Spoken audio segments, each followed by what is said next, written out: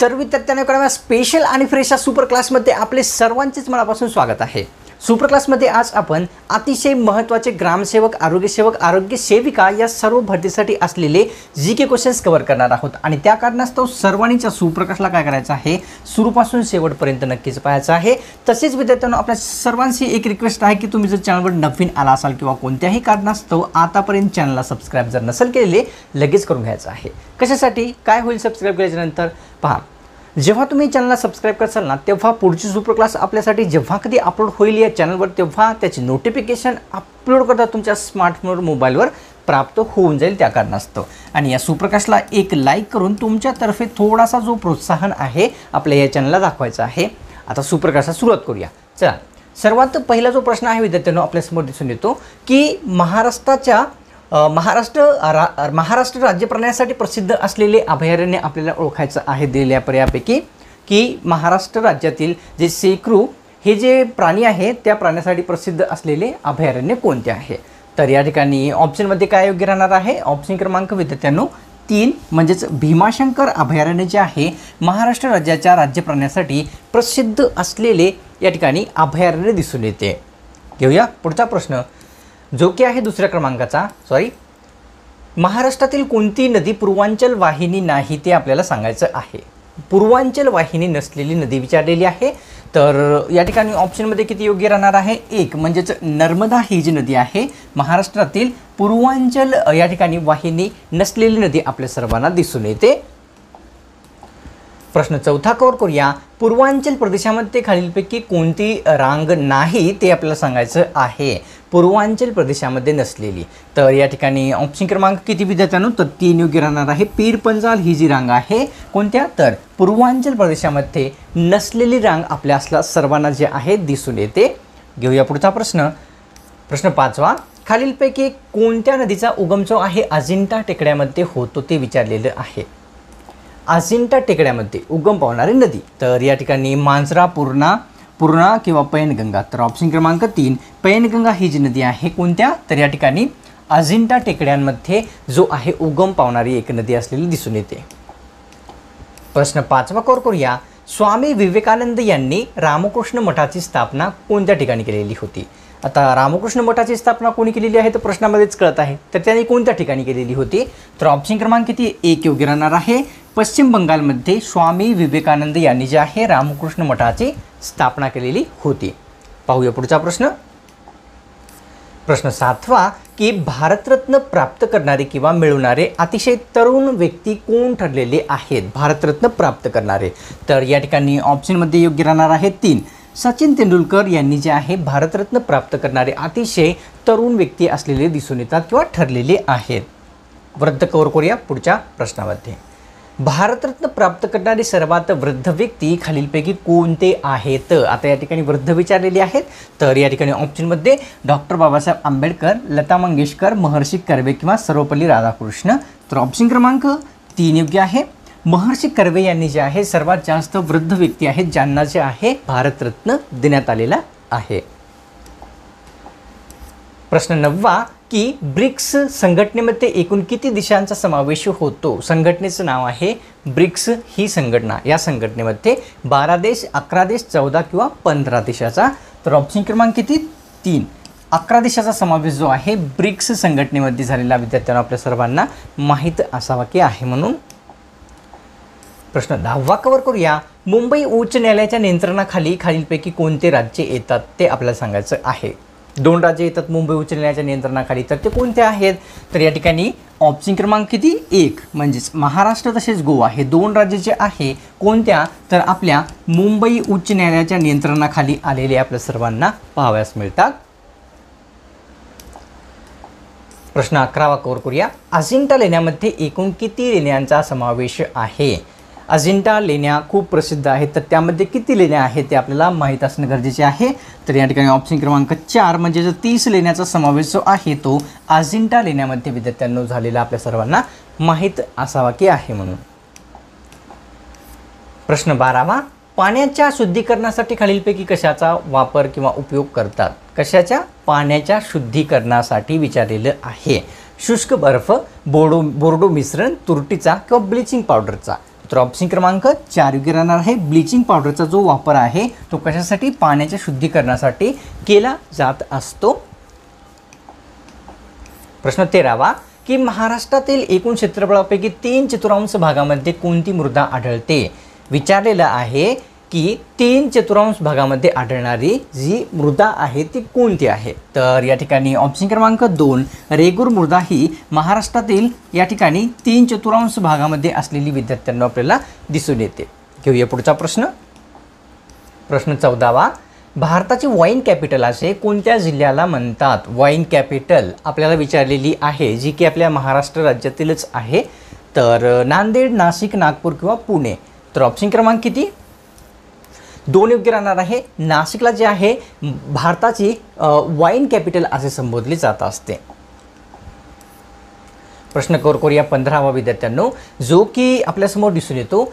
खालीलपैकी कोणत्या रक्तपेशी आकाराने सर्वात मोठ्या असतात ते विचारलेलं आहे. सर्वात मोठ्या असणाऱ्या रक्तपेशी सर्वांना सांगायच्या आहेत. तर उत्तर येत असेल तर लगेच कॉमेंट करा. तर आपण पाहूया जे पेशी आहेत म्हणजेच ऑप्शन क्रमांक 1 श्वेतपेशी जे आहे आकाराने सर्वात मोठ्या असलेल्या आपल्या सर्वांना दिसून येतात. प्रश्न 16वा फुलपाखरांचे स्वर्ग असे कोणत्या राष्ट्रीय उद्यानाला म्हणतात? फुलपाखरांचे स्वर्ग कोणत्या राष्ट्रीय उद्यानाला म्हणतात? चला, चांदोली राष्ट्रीय उद्यान, गुगामेर राष्ट्रीय उद्यान, नवेगाव राष्ट्रीय उद्यान. तर ऑप्शन क्रमांक 1 म्हणजेच चांदोली राष्ट्रीय उद्यानाला जे आहे फुलपाखरांचे स्वर्ग असे संबोधले जात असते. घेऊया पुढचा प्रश्न. प्रश्न 17वा सांबर सरोवर खालीलपैकी कोणत्या पाण्याचे सरोवर आहे? सांबर सरोवराविषयी प्रश्न आहे की कोणत्या पाण्याचे आहे? खाऱ्या, गोड, साध्या किंवा वरीलपैकी नाही सर्व. तर ऑप्शन क्रमांक 1 खाऱ्या पाण्याचे सरोवर कोणते आहे? सांबर सरोवर असलेले आपल्या सर्वांना माहीत आहे. प्रश्न या ठिकाणी 18वा की राज्यसभा हे संसदेचे विद्यार्थ्यांना कोणत्या प्रकारचे सभागृह आहे ते आपल्याला सांगायचं आहे. कोणते? राज्यसभा हे विचारलेलं आहे. ऑप्शनमध्ये आहे कनिष्ठ, संयुक्त, समान किंवा वरिष्ठ. तर ऑप्शन क्रमांक 4 म्हणजेच वरिष्ठ राज्यसभा हे संसदेचे सभागृह असलेले आपल्या सर्वांना दिसून येते. खालीलपैकी कोणकोणते शीत वाऱ्यांचे प्रकार आहेत? शीत वाऱ्यांचे प्रकार विचारलेले आहेत. कोणते कोणते आहेत ते आपल्याला सांगायचं आहे.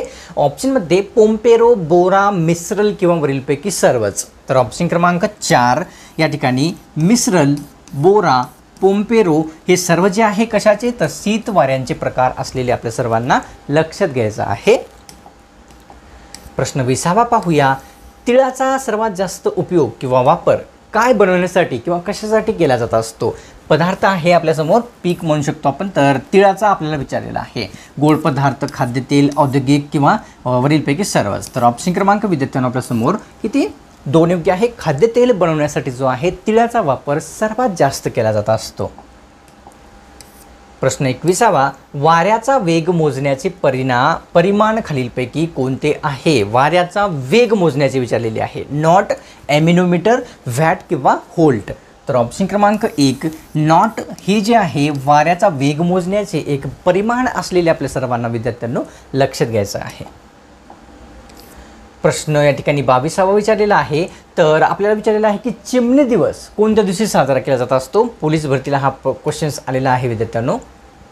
चिमणी दिवस विचारलेला आहे. 21 मार्च, 20 मार्च, 22 मार्च. तर ऑप्शन क्रमांक 2 20 मार्च या रोजी कोणता चिमणी दिवस हा साजरा केला जात असतो. घेऊया पुढचा प्रश्न जो की आहे 23वा. किरण बेदी ह्या रॅमन मॅग्सेसे पुरस्काराच्या कितव्या मानकरी व्यक्ती ठरलेल्या आहेत? किरण बेदी यांच्याविषयी एक क्वेश्चन्स आपण घेतलेला आहे. तर रॅमन मॅग्सेसे पुरस्काराच्या विचारलेल्या आहेत की मानकरी कितव्या? दुसऱ्या, पहिल्या, तिसऱ्या किंवा चौथ्या? तर ऑप्शन क्रमांक 2 या ठिकाणी पहिल्या क्रमांकाच्या मानकरी किरण बेदी ह्या रॅमन मॅग्सेसे पुरस्काराच्या ठरलेल्या व्यक्ती आपल्या सर्वांना पाहाव्यास मिळतात. तर या ठिकाणी घेऊया विद्यार्थ्यांनो पुढचा प्रश्न जो की आहे 24वा. दत्तक्षेत्र नावाने खालीलपैकी कोणत्या ठिकाणाला ओळखले जाते? दत्तक्षेत्र या नावाने. तर ऑप्शनमध्ये काय आहे? नरसोबाची वाडी, पंढरपूर, हडपसर किंवा औंढा नागनाथ. तर ऑप्शन क्रमांक 1 योग्य आहे. नरसोबाची वाडीला जे आहे दत्तक्षेत्र या नावाने ओळखले जात असते. प्रश्न 25वा. मुस्लिम लीगची स्थापना कोणत्या ठिकाणी करण्यात आलेली होती? चला आता सांगा, सोपा प्रश्न आहे. मुस्लिमची स्थापना विचारलेली आहे. तर या ठिकाणी ऑप्शन क्रमांक 1 ढाका या ठिकाणी जे आहे मुस्लिम लीगची स्थापना ही करण्यात आलेली होती. घेऊया पुढचा प्रश्न. प्रश्न 26वा कव्हर करूया. महाराष्ट्र राज्याच्या उत्तर सीमेकडील डोंगर कोणते आहे? उत्तर सीमेकडील डोंगर विचारलेले आहे विद्यार्थ्यांना आपल्याला की कोणते आहे आपल्या राज्याच्या. तर या ठिकाणी सातपुडा, मलयगिरी, तोडा बेटा किंवा मुदखेड. तर ऑप्शन क्रमांक 1 सातपुडा डोंगर जे आहे महाराष्ट्र राज्याच्या उत्तर सीमेकडील असलेले आपल्या सर्वांना पाहावयास मिळते. घेऊया प्रश्न 27वा की संविधान सभेची एकूण किती अधिवेशने घेण्यात आलेली होती, भरवण्यात आलेली होती? कोणत्या सभेची? संविधान सभेची विचारलेली आहे. 13, 12, 11 किंवा 14. तर ऑप्शन क्रमांक किती? 3 योग्य आहे. 11 अधिवेशने संविधान सभेची एकूण घेण्यात आलेली होती. पाहूया पुढचा प्रश्न. प्रश्न 28वा करूया. शतपत्रे खालीलपैकी कोणी लिहिलेली आहेत ते सांगायचं आहे. प्रश्न विचारलेला आहे TCSने, IBPSने. शतपत्रे विचारलेली आहेत. महात्मा गांधी, महात्मा फुले, शाहू महाराज किंवा गोपाळ देशमुख. तर ऑप्शन क्रमांक 4 या ठिकाणी गोपाळ देशमुख यांनी जे आहे शतपत्रांचे लिखाण केलेले आपल्या सर्वांना दिसून येते. भारतामध्ये कमी साक्षरता असलेला केंद्रशासित प्रदेश विचारलेला आहे. सर्वात कमी साक्षर असलेला केंद्रशासित प्रदेश दादर नगर हवेली, पुदुचेरी, दिल्ली किंवा लक्षद्वीप. तर या ठिकाणी ऑप्शन क्रमांक 1 दादर नगर हवेली हा जो केंद्रशासित प्रदेश आहे सर्वात कमी साक्षर असलेला आहे. तसेच लक्षद्वीप हा जो केंद्रशासित प्रदेश आहे विद्यार्थ्यांनो सर्वात जास्त साक्षर असलेला आपल्याला दिसून येतो. प्रश्न 29वा 30वा आहे. महाराष्ट्रातील कोणत्या जिल्ह्यात सर्वात जास्त साखर कारखाने आहेत ते विचारलेलं आहे. साखर कारखान्याविषयी प्रश्न आहे. अहमदनगर, नांदेड, पुणे, अमरावती. तर ऑप्शन क्रमांक 1 म्हणजेच अहमदनगर जिल्ह्यामध्ये विद्यार्थ्यांनो सर्वात जास्त कोणते तर साखर कारखाने असलेले आपल्या सर्वांना दिसून येतात. लक्षात घ्यायचं आहे. आता सुप्रकाशला विद्यार्थ्यांनो काय करायचं आहे, एक लाईक नक्कीच करायचं आहे. आणि तसेच तुम्ही जर चॅनलवर नवीन आला असाल किंवा कोणत्याही कारणास्तव विद्यार्थ्यांनो तुम्ही जर चॅनलला आतापर्यंत सबस्क्राईब जर नसेल केले लगेच करून घ्यायचं आहे. एकदम फ्री असते. सबस्क्राईब केल्याच्यानंतर काय होईल, पुढची सुपर क्लास अशाच प्रकारची जेव्हा कधी अपलोड होईल ना त्याचे नोटिफिकेशन अपलोड करता तुमच्या स्मार्टफोनवर, मोबाईलवर प्राप्त होऊन जाईल. या कारणास्तव सबस्क्राईब करणं, एक लाईक करणं सुपर क्लासला अत्यंत गरजेचे असते. लगेच करून घ्यायचं. तर भेटूया आपण पुढच्या एका स्पेशल आणि फ्रेश सुपर क्लासमध्ये.